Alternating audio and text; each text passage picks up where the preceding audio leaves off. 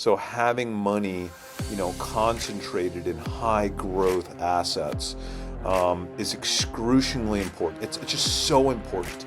It doesn't matter if you start with $5 in that risk bucket and let it grow to 5 million, which I've done pretty much, right? So like, you have to start somewhere, and you have to have money that you're willing to put into risk assets, maybe even leverage, right? I know it's a scary word. It's not a scary word if it's in the right bucket. Leverage is actually a really important thing to learn in life, and I know it sounds scary, but we have to embrace leverage, but we have to do it in the right way with the right risk bucket.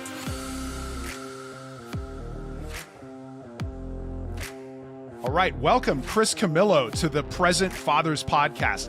I have been looking forward to this conversation for a long time. You got a lot of great wisdom to share with dads. And I have to ask you, before we get into the meat of the conversation, you are an incredible stock wizard. You have to hold just one stock for the rest of the year. It's going to outperform all the other ones. What am I holding for the next year? Okay, I don't know if outperformance is relative, because the stock I'm going to talk about is definitely not a volatile stock, so I don't know how much we'll squeeze out of it.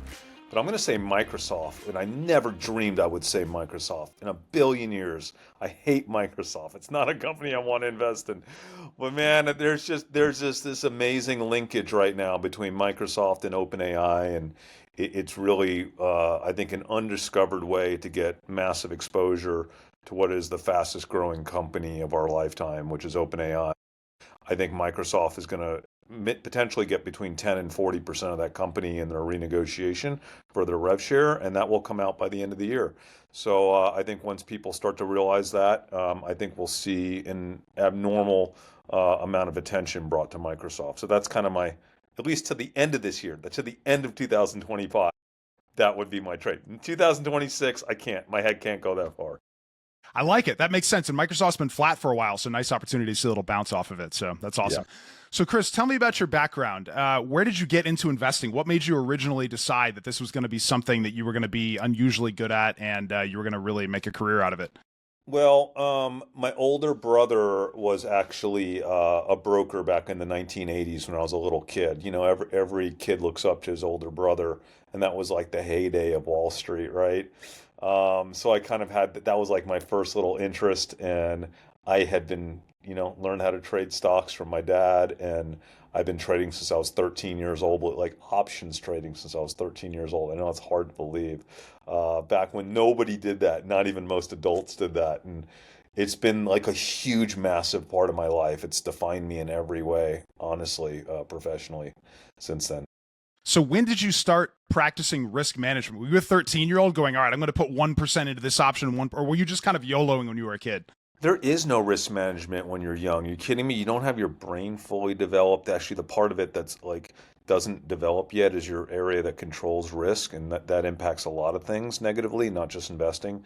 I went through what I recommend a lot of people go through when they're young, which is making a lot of stupid mistakes. And man, did I make a lot of money mistakes. I learned how to lose a lot of money and how to go broke, fortunately, when I was young and only had a small amount of money to lose. And that's the greatest thing about investing when you're young, is that it's painful at the time. It's the only way to really learn those lessons about risk management, but you learn them young enough to where you're able to rebuild. You don't want to be learning those lessons at age 50 when you have a family, but it's good to learn them and by the way, you only learn them when they're real and painful.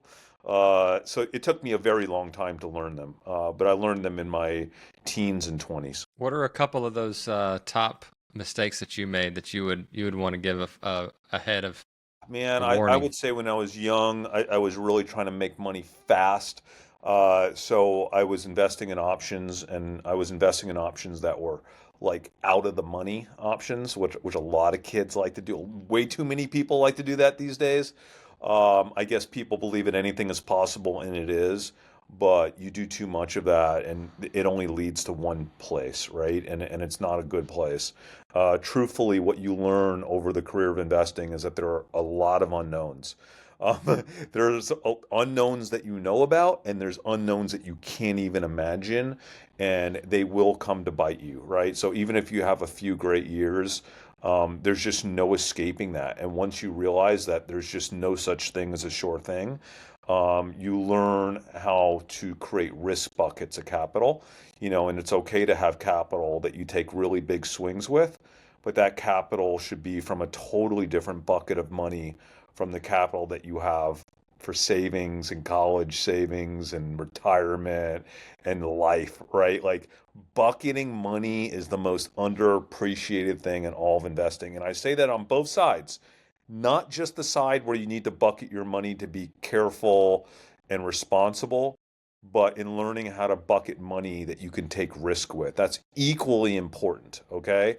So you have to bucket money for both things, because the only way that you'll ever have a chance to really, really get ahead in a big way is to have risk capital. We should all have risk capital. It's just about bucketing.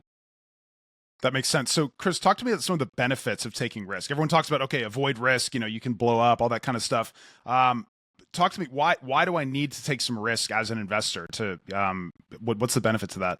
Well, risk is incredibly important. I would say that like the ability to take on risk is probably the number one thing that separates the wealth class from everyone else, and that the wealth class has money that either they personally or their wealth manager has the ability to take risk with, right? In risk assets. It's extremely important. It's really the only way you'll ever get outsized returns. So yeah, if you're investing over 40, 50 years religiously, putting a good amount of money into the markets, no matter what you do, you're going to do great, right? But for everyone else, it's really maybe if you're starting a little late, or maybe you don't have massive amounts of capital to pour into the market, it is important to have a reasonably sized portfolio of risk assets, because while those risk assets are super scary in the short term, super volatile, over the long term, if history repeats itself in any way, it's proven to be super lucrative, right? So having money, concentrated in high growth assets, is excruciatingly important. It's just so important. It doesn't matter if you start with $5 in that risk bucket and let it grow to 5 million, which I've done pretty much, right? So like you have to start somewhere, and you have to have money that you're willing to put into risk assets, maybe even leverage, right? I know it's a scary word. It's not a scary word if it's in the right bucket. Leverage is actually a really important thing to learn in life. And I know it sounds scary, but we have to embrace leverage, but we have to do it in the right way with the right risk bucket. Yeah, that makes sense. So, what do you think about the quote unquote democratization we're seeing of options, where you've got things like Robinhood that have made, I learned options because of Robinhood, right? It made it so much easier. I went on Schwab, it was talking about sell to open, all these crazy concepts. And then Robinhood was just like, if you do this, this is going to happen, basic information. What do you think the best way to learn about those kinds of concepts is? I know you said do it while you're experiencing it. But if you had someone, new to the game, what's the best way to learn it?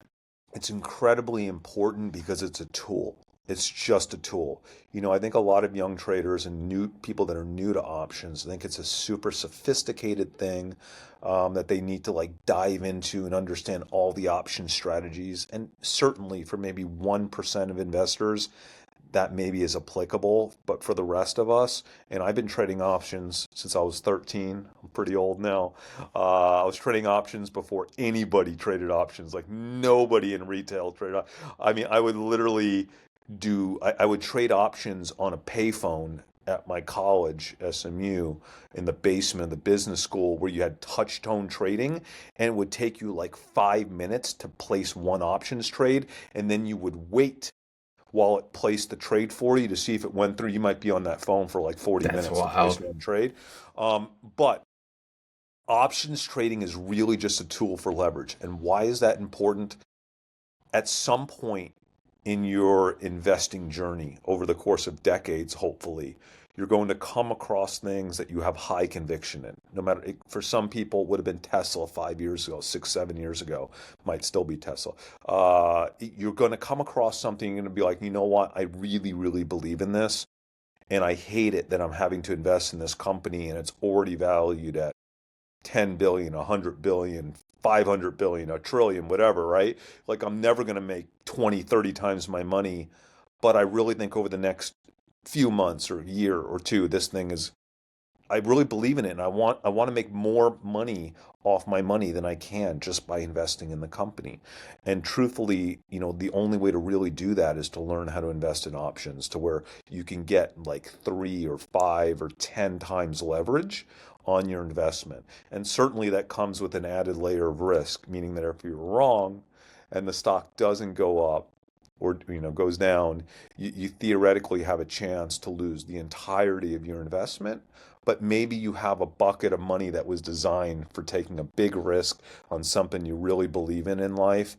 And we all feel comfortable in taking a risk on ourselves when we're starting a company, which is usually a terrible risk, right? Like most of us, most of the time are not, I mean, the concept of starting a company and having it be successful is extraordinarily low.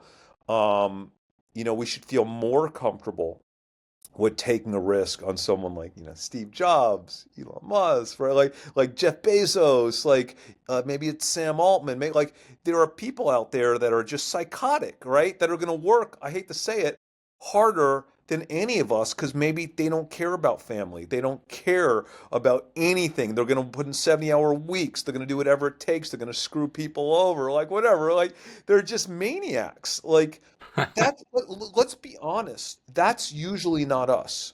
Okay. And I Yeah. say us, just generally people. Most people aren't like that. It's an anomaly. But there are people out there in the world that are like that. And more often than not, it's a wiser decision to take money out of our risk bucket and throw it behind someone like that, as opposed to like putting it behind your own business. I hate to say that. And I put myself in that category. And I've been an entrepreneur my entire life, starting business with mixed success. Some of it amazing, some of it not so amazing. Um, but I think people are too scared of options. I think they're too scared of leverage. And if used appropriately, it's simply a way to take a bigger gamble on someone and something that you believe in, to where you can, if the company doubles, you could potentially make 10 or 20x your money instead of 2x your money over that time. This episode is brought to you by Pre-Sleep. Hey there, my name is George Hayworth. I'm a husband and father and an entrepreneur. I work out a lot. I like to stay physically fit and active. And one of my secrets for how I stay so healthy and get so much done isn't because I'm some awesome guy. It's because I use Pre-Sleep. Now, this product is one of my personal favorites. It's probably the best supplement in my cabinet, and that is because it's 100% pure and natural. All the ingredients are made right here in the US of A, and the product is based around magnesium, L-theanine, and glycine, and these three work together to help you fall asleep faster and stay asleep longer. And then on top of that, it increases the quality of your sleep. So it is a triple threat when it comes to optimizing your sleep. And my favorite thing about it is that there's no melatonin, so it's not habit forming or anything like that. And there's no sugar whatsoever. So it is super simple to use. You just take one scoop, put it in a glass of water, stir it up down the hatch. I do it about an hour before bedtime, and I sleep great. I have no issues getting to sleep, staying asleep, and I track it on my watch. It tells me how good my sleep quality is, and it is exponentially better when I use my Pre-Sleep. So what are you waiting for? Go check it out. Sign up today, get yourself a tub of this, and you will never look back. Your best sleep is waiting in this bottle of magic right here. Get 10% off at checkout by using the code GEORGE10. That's GEORGE10, or tap the link in the description below. That's awesome. Yes. Speaking of people screwing someone over, I watched that a lot of these guys are investing in the politicians and what they're doing. They're copying what they're investing in, like Nancy Pelosi and some of these others. What are your thoughts on that? And do you have anybody we should follow? Man, I think people should just generally follow a lot of people. I always say, like, tons of people follow me and, whether it's on X or YouTube, and a lot of them try to like copy trade me, which is really dangerous. I'm like, don't do that. Like, sometimes just don't.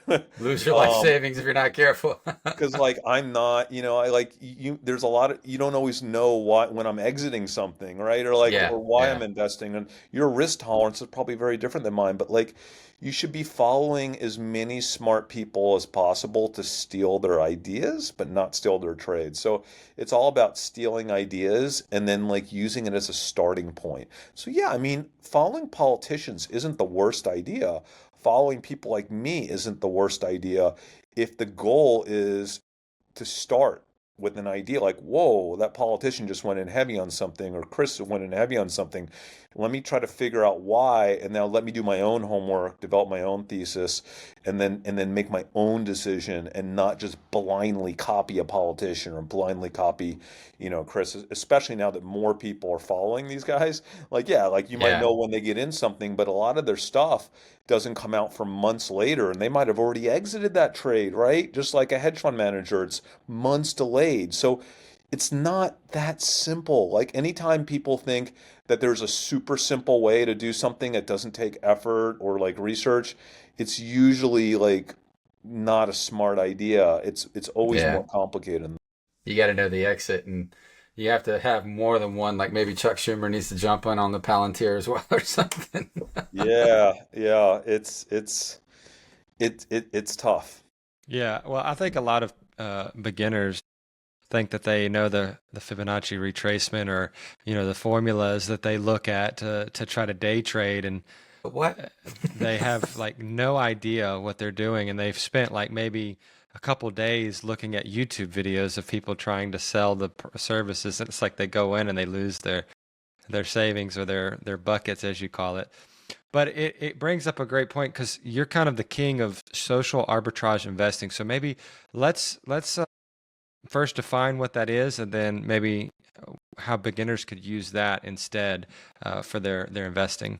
Yeah, so social arb investing, it's kind of a fancy way to say observational investing, right? I used to call it informational Okay. arb investing.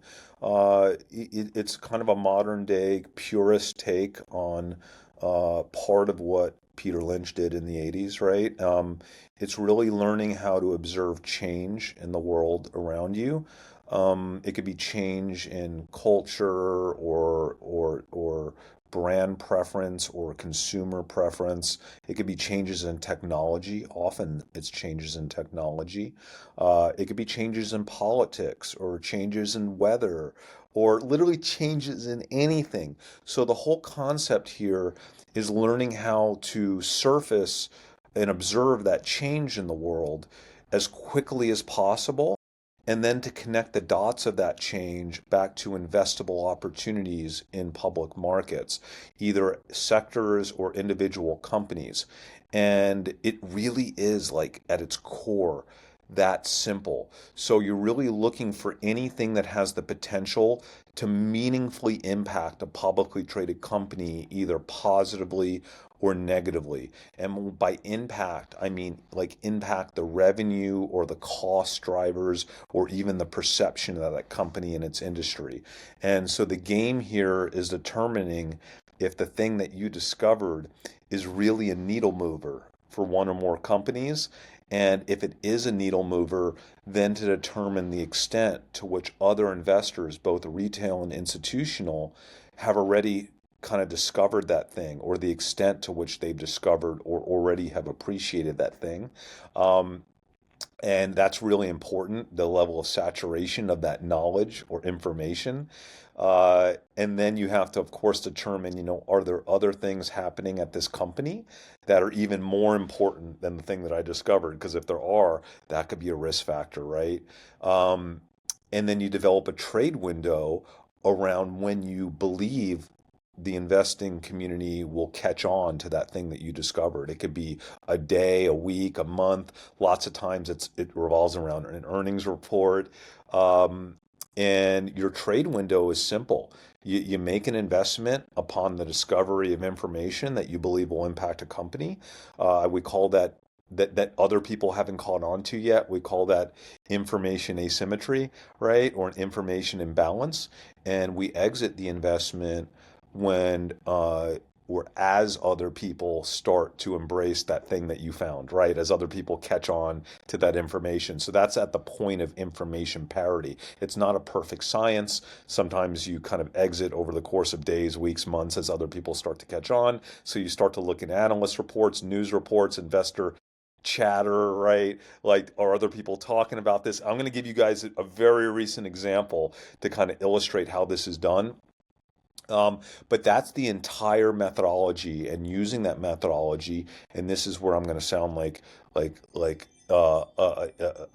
crazy person because it doesn't sound real, but I've been able to generate 70 to 80% annualized returns total portfolio for 17 years now on my portfolio. So I know that sounds unbelievable, but it's been audited. Jack Schwager audited it for his book Unknown Market Wizards, which came out a couple of years ago. He had a 35-page chapter about the methodology. It's a great. I don't make any money on that. It's Jack's book. He's a famous financial author. He interviewed all the big hedge fund managers. I've been publicly audited by Business Insider, and then I was had my own audit when I wrote my book back in 2010 called Laughing at Wall Street. So it's all very real. I know it's hard to believe. It's hard for me to believe, but the methodology really does work, and I've seen hundreds of other traders that have embraced it over the years, and it's worked for them as well. I know I'm a guy. I don't do courses. I don't make money off my community. Like, it's everything I do is free. I just put my stuff out in the world for free. My old book, I think my publisher pays me like a quarter or something when they sell one. So like I don't try to push anything. Big bucks, Um, baby. yeah, but I mean, I make my money off my own portfolio, right? Fortunately, I have a huge community now. Dumbmoney.tv, Dumb Money Live is my YouTube channel. I talk a lot on X, but a lot of my community members actually are as good at doing this, in some cases better than me, and they share a lot of their ideas with me. So it really becomes more of a collaborative. I feel like it's us That's social cool. arb traders against all the other traders, right? The technical guys, the fundamental guys, the guys on Wall Street. But we really like people that embrace this, like we're all friends. We all share ideas, what we're finding. We poke holes in each other's thesis. It really is cool to finally have people that think like me because for my whole life, I never fit in a box. Like I don't really relate to technical traders. I don't like having screens and like charts. I don't do any intense fundamental analysis or anything like that, so I'm not a fundamental guy. I'm just an information social arb guy. I'm just basically looking for gold, right? I'm looking for information. So I'll tell you one of my most recent trades, and it's been a awesome one.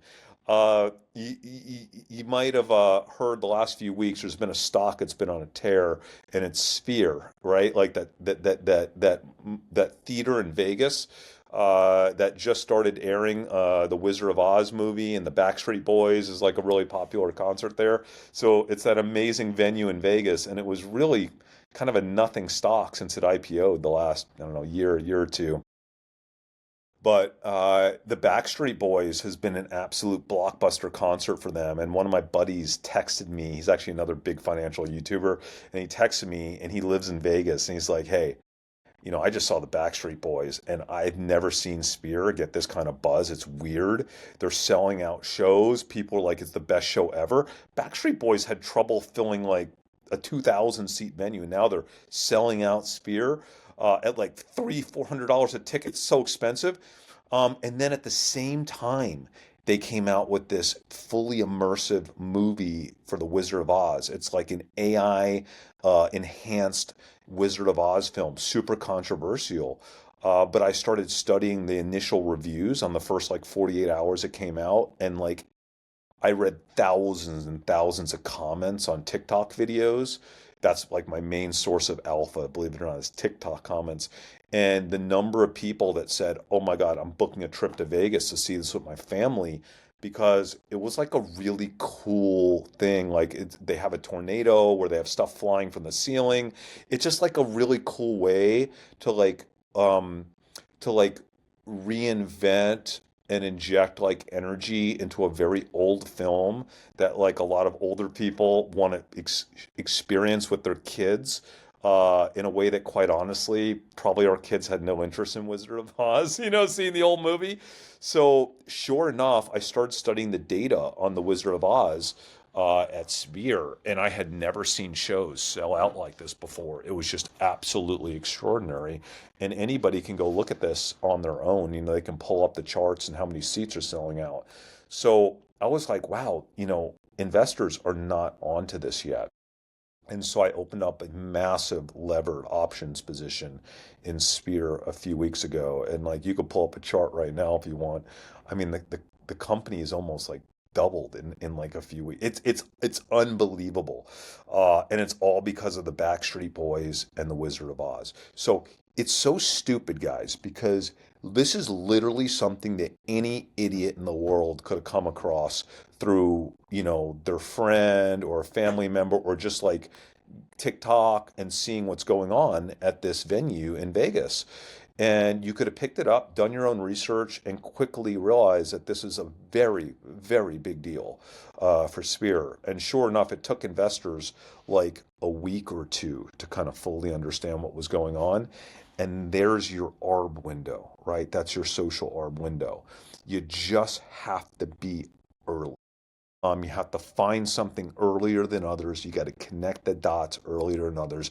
Now, is there some intense research you have to do here? Yeah, I mean, I just told you, I read thousands of comments. I'm on Ticketmaster.com to kind of see like how things are like selling out here. I'm looking at their seating charts.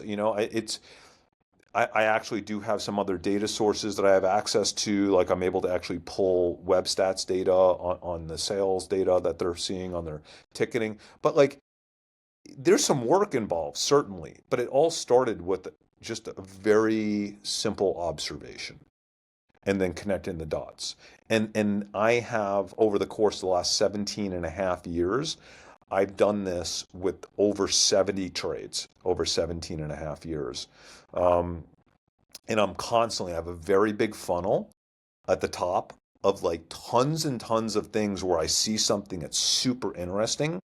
But then as I go down the funnel, I'm like, it's not a needle mover for a public company. Or even if it is, people have already caught on to it. So like very few things fall out of the bottom of the funnel. So you have to be like keenly observing lots of stuff, and be very open and opportunistic about all the possibilities of what you might see in any given day. And that's being an observational investor. It's fun. Quite honestly, it's a lot of fun. Yeah, that sounds amazing. I actually went to so IMAX is doing the Sphere stuff too.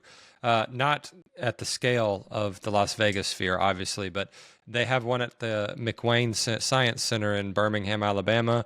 We went to that and saw the Blue Angels movie that J.J. Abrams did. It was absolutely phenomenal. My kids flipped out. They did not understand how it could be designed like that. And they had other like live music shows that were available through this Sphere type thing. And I think it's gonna become a really big deal because you're starting to see bars pop up where you're literally sitting at like the field goal for a I big was just football gonna mention game. that. It's Cosm is what that's called. I want Yeah, one. and I so want like to own one. They're the right, the coolest. tech is gonna be there, and it's just gonna get better and better, and people are gonna want to do that more than they actually go to a stadium because you're It's seeing in it, Dallas, you're seeing Texas. everything at the best seat possible, right? Yeah, so I live in Dallas, by the way, and so Oh, so you're close to def- me. Yeah. I haven't been, but I'm definitely bringing my son to one of those. We're gonna see a football, like they do games You there got to do a occasionally. football game. Yeah, I want to do like that's like me and my son. Our thing is like college football, so well NFL too. But we want to see a game. I want to see a game there. It looks so. I mean, I've only seen videos of It's it. awesome. Yeah. I actually went up there and played mini golf next door to that place, so it's only like 30 minutes from my house. So we'll do that this season. You got to do Yeah, that. Yeah, but for sure. I think something else too, like just from my own observations, I'm a long-term trader, so we're very conservative. We're kind of the ideology of like, over a 10-year period, 3 years you're going to be down, 7 years you're going to be up. You'll get about an 8% return over that period of time. And so it's the time factor is but I do a lot of arbitrage stuff on the side, and one of the things I've noticed personally is just like social media and media causing stocks to drop or rise. So you've got, your what's the movie theater holding that went to the moon? Oh, AMC. AMC. Yeah. AMC, and then GameStop and all that stuff. Like you had movements like that, but then you also have like Tesla, for example. Like I would watch Tesla, and when the news would rip them apart, they would drop, and you would buy, and then you just turn around and sell it when it got high again, because it's one of those stocks that consistently jumps back up historically. And so for me, it was a no-brainer, and it's definitely helped me in my return for the past 2 or 3 years. So I love social arbitrage ideology. It's a very cool thing, So for sure. here's what everyone needs to understand. The world has become, love it or hate it, the world has become digital. It's become digitally native. It's simply the form of how people communicate now. So, a lot of the world's communications are happening digitally, like through comments and on videos and so it's really cool because uh, as investors, we're able to like see that as it's happening. It's all out there. It's all public, right? It's like we can actually see it and read it. And it used to be very hard to get into the minds of what's happening in consumers and people because let's break down what a company is. All companies are just selling something, right? So like companies sell things, and for the most part, most companies sales are impacted by people. If you're able to observe people in real time through their actions and through their communications, that is your ground truth on change that's happening in the world. And, it's just about connecting the dots back to the companies, and a lot of times it's not, people always think social arb is about, trends on clothing or makeup or brands, but it's not just that. As people talk about how they're living and how they're changing their lives and what technologies they're using, right? Like that has impact on B2B technology companies. Back in the day, one of my big trades was Salesforce. And it was because, you could observe how Salesforce was weaving in and out of every corporation in the world. And, the funny part was it was a lot of the conversation that was happening around how everybody hated using it because it was so complex to use. And I was a sales guy at the time, but, all the My company salespeople, uses it. yeah, I mean, all the salespeople all around the world, if you were in sales, at every conference, everybody's complaining about Salesforce. Well, you know what? I mean, you observe that and you're like, God, these guys are taking over. This is way back in the day when Salesforce was young. And God, it was like, dude, these guys are going to be they're in every company. And like at the time, what most people don't understand is that like it took some companies up to 2 years to like code Salesforce before you even started using it, right? So every company would have these teams and they're like customizing it for their workflow. So there's a huge arb window there when you were in corporate America and you were seeing this company that was like overtaking every single mode of like internal sales communications for every company in the world, right? And like it took a while before the sales at Salesforce started to kick in, right? Because it took so long for companies to code it and really start spending big money on it with licenses, user licenses. But if you're just observant in your job, you can have figured that one out. I agree. And I'll tell you what, I was going to say before Dustin segues us somewhere else, I keep hearing AI, AI, AI, robotics, robotics. Those two things, man, I feel like that's going to be where money's going to really funnel. I've been hearing incredible numbers as to what, that workforce is going to become eventually. And it's going to be trillions and trillions of dollars. The robots are coming. It's all coming, guys. Here's the thing. I always say, obviously as a social arb trader, observational trader, it's all about change. So the bigger the change, the bigger the opportunity. The faster the change, the bigger the opportunity for investors. This is the biggest, fastest change by far we have ever experienced in our life. Bigger than the internet, bigger than the computer, bigger than the phone. Hard to believe. It really is. So as investors, like, just know that that's happening the last couple of years. A lot of it's still ahead of us. So it's an exciting time to be an investor. Um, Obviously, most people know I'm like at the epicenter of the robotics universe, right? Like I've been there for a few years. I see it firsthand. Uh, what's coming is incredible. It's not happening quick. It's not going to happen nearly as quick as people think. This is not about the next couple of years. It's about the next 20 years.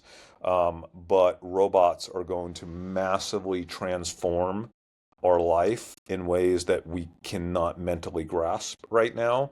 And again, it's not going to happen over the next couple of years, 2, 3 years, but it will happen over the next 20. And it will like radically change every sector of the world, right? It was going to make some way more efficient. It's going to destroy others. It's just going to create new economies and new sectors. And as an investor, you shouldn't be intimidated by this. You should just not be afraid to dig in and learn, right? And just dig in and learn and like start following people. I follow when it comes to AI, if there's one thing that I could like share right now that I think people will come back in years later say, "Oh my gosh, I'm so happy that Chris shared that on that podcast." It's this guy, Nate. Okay. His just name is Nate, Nate, and he's on TikTok. And I think he's on maybe Instagram or X as well, but I know he's on TikTok. I call him like the Mr. Rogers of AI. Okay. Like he kind of like, he's an older-ish guy, beard, and he does one video a day and it's like 30 seconds to 90 seconds. This guy must spend like 14 hours a day studying AI, and whatever's happening in AI that day, he can just explain it so that anybody could understand it. And if you just follow this guy's account, you will literally be like so far ahead of every other investor and every other person in just knowing what the hell is happening. And then he writes like 40-page briefs if you want to go in deep about everything he's talking about. But just watching his daily video is like the greatest. And there's people like that. Like if you follow me on X, I'll give shout outs to other roboticist guys that are talking about robotics. And just like I think it's really critically important more than ever. you know, a lot of us, we're a little older, like we're not 20 anymore. We're not like, but we still want to keep up with really important stuff. And it's so easy to do that just by following a few different people on X and a few different people on YouTube and a few different people on TikTok. Agreed. And you just, 15 minutes a day, 20 minutes a day, and you're like in the top 1% of most knowledgeable people in the world, right? In terms of like this new break, because it changes daily. It AI and does, embodied AI, okay? especially visual and anything that has to do with visual effects. Like every week, it's been getting crazier and crazier, and there's always this new program or Nano one that Banana is piggybacks. so good. Oh my Yeah, gosh, it Nano is. Banana. It's crazy good. I, I mean, listen, you guys are called at the Father's Podcast, right? So it's like we all have kids. It means that we have a little bit less time than anybody else because we probably have jobs too, right? So we have a Yeah, job, we have a family that we take seriously. So it is, not easy to keep up with stuff, but it's so crucially important. And it's so possible to do that in a small amount of time, right? But you just got to figure out who to follow on this stuff and you got to commit to it. And let them do all the hard work. Let them spend their 12 hours a day studying this stuff, and then we'll just ingest it in 60 seconds. But if you do that enough, like you kind of can keep up with it, and then and you're just able to be thoughtful about how the world is changing and who the beneficiaries are, right? And who's not benefiting from it. And as an investor, especially a social arb investor, you have to you have to stay up to date with the change. And if you could stay up to date with the change, you got a real shot at getting in early on some of these big trades and investments. And that's all it really takes. Makes sense. So, Chris, how do you talk to your kids about investing? Is this something they find fun too, or they're like, "Oh, Dad's crazy. This is super boring." It's an interesting question. So my whole life is investing, and there's like outside of like my family, like there's nothing that I think is more important for people to learn because it is so crucial more than ever, especially in the AI age, uh, to learn how to allocate in capital markets and to be financially independent in this world so important. So obviously, I Yeah. think it's really important for my kids. They're 15, boy girl twins, right? So what's been a it used to frustrate me because my kids like, I would have like loved it if my kids at age 12, 13 would be obsessed with investing, and they have some friends. They have some friends that are, right? So I'm like, wow, your friends are and you're not, and I'm your dad. Like how crazy is that? Like you would think you would have like taken an interest in this. But then I realized, like I cannot force it on them. Every kid is different. Every kid, and this is a very special part of their lives. And the last thing first of all, I'm so proud that my kids do have deep, deep interest in things that are not investing, but they have those interests the same way that I was interested in investing. And I think it's really important for me to like, you know, share with them then I think investing is important, but keep it light and not force them before they're ready. They're not ready. Some kids are ready at age 13. I was. And they're not ready. I'm going to wait until the time is right. I think it's okay to let them live their teenage years and not be like, "Hey, you need to learn how to invest." Like it's okay. They're focused on other things. Being a kid in 2025 is really hard. My kids play sports, that's their thing. It's not like sports when we were kids. I'll just say that. Like to play sports in 2025, it's like a full-time job. It's like on top of your schoolwork, right?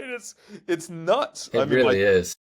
my daughter's volleyball, my son's football, it's their entire life.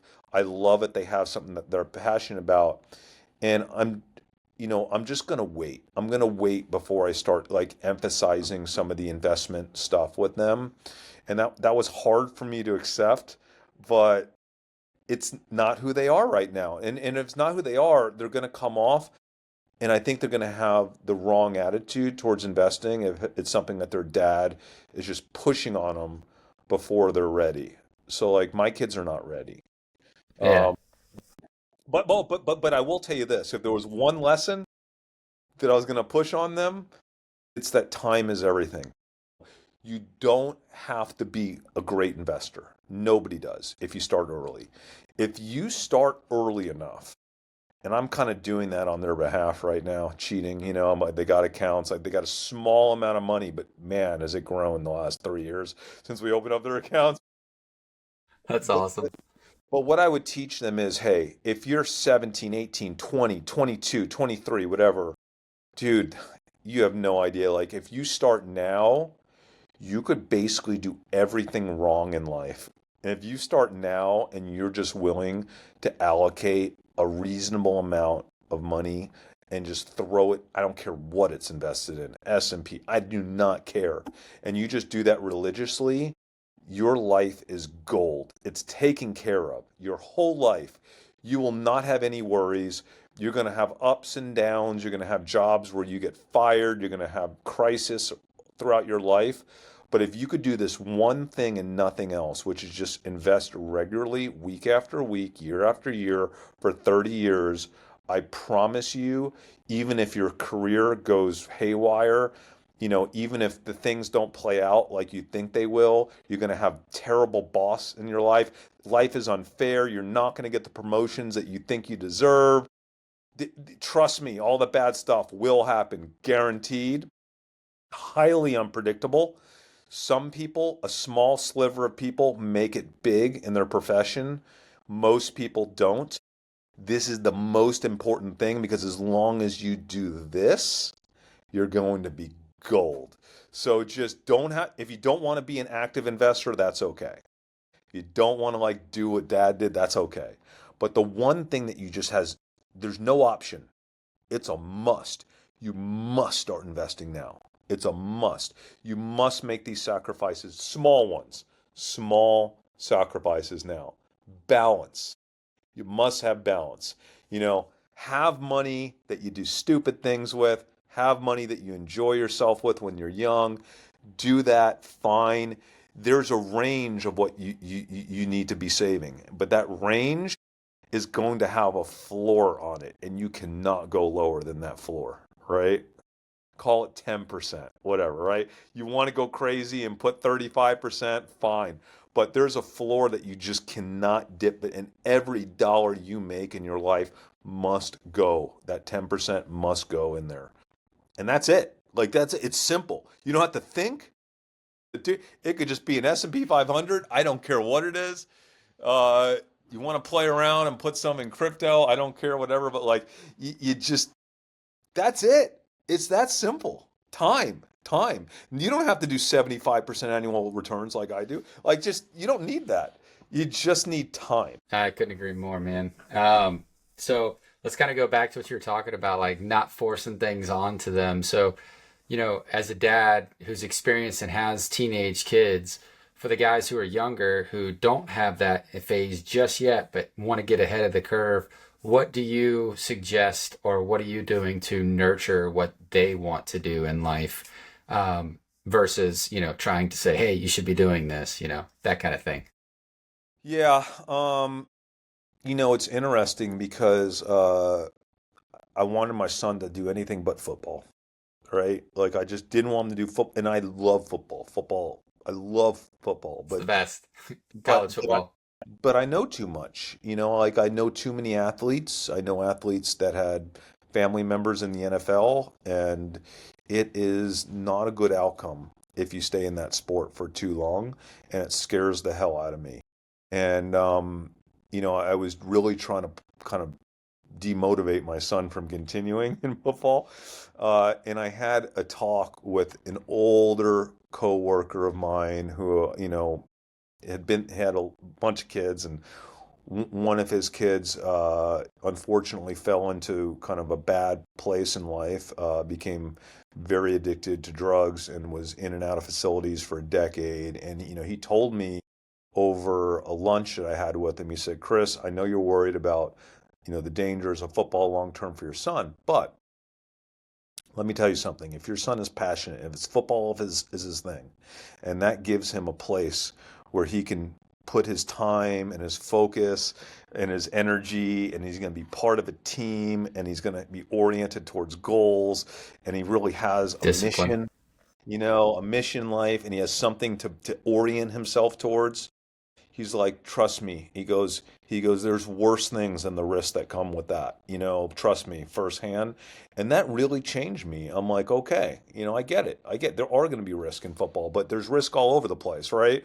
And there are bigger risks for him. And I just, we, it is really important to embrace whatever it is that your kids are into, and we've done that. Like it's not the path that we would have chosen necessarily for our kids, but it's the path that they choose. And like, gosh, it's become our entire life now. We are those people that people make fun of, like the helicopter parents now. Like we're doing 8 travel volleyball tournaments this year for my daughter. And here's the thing. At first it's really easy when you're doing this stuff. It's like, dude, you literally don't have a life as a parent. Like it's done. It's like you're just right off your life. Fortunately, I'm not the type of person that would want that much of a life, so it's fine. But it's real easy to have a negative attitude, right? Like because all of a sudden, every season, you have a bunch of parents that you're now have to be best friends with them, and you don't know them. Like you're just stuck with the club parents. You could have a bad attitude or a good. I'm like, dude, I just woke up one day and I realized, gosh, like my kids are going to be gone in a few years. I'm so lucky I get to like, because when your kids turn like 13, they just don't want to spend any time with you anyway. So I'm like, dude, this is actually something that I get to connect with my daughter on for the next few years. I get to go to these travel tournaments. I get to why am I being negative on this? And like, a switch flipped. And I'm like, I'm all of a sudden like super positive about it. And I think that has been both good for all of us, the whole family. Because like when everybody's positive about the thing, I think your kid's like, cool. Like my parents aren't just here because they have to be here, like they want to be. And I'm getting really into girls volleyball now. I love by the way, it's like one of the most exciting sports in the world to watch. It's so cool. And I'm loving it. And same thing with football, right? For my son. And it's just like, you can't stop it, so you might as well embrace it, right? Everybody wins. Your kids are going to win. You're going to have a better relationship. you're probably going to be happier. Just go, whether it's like my buddy, one of my best friends, his kid's in the band. He would never have expected his kid to go down into being the band thing. Um, but he's embraced it and he's having a lot of fun with that. His kid's in a traveling band. Like you just got to go with it. Couldn't agree more, man. By the way, I'll say the opposite. Do you know how hard it is? Some of you might have a kid in this, because I have friends that are in this situation. When you have a kid that doesn't have something, like you find a kid that doesn't have something, and that as a parent is really tough, really tough. So I don't care what it is that your kid embraces, be fortunate that your kid is embracing something and lean into Yeah. it. Because that thing is going to be an opportunity for you to connect with your kid. Because by the way, they're not connecting with you just randomly after age 13. Like, Gotta your be only way supportive. to connect is around something they care about. Okay, so They choose the grounds. yeah, yeah. So last question for me, Chris.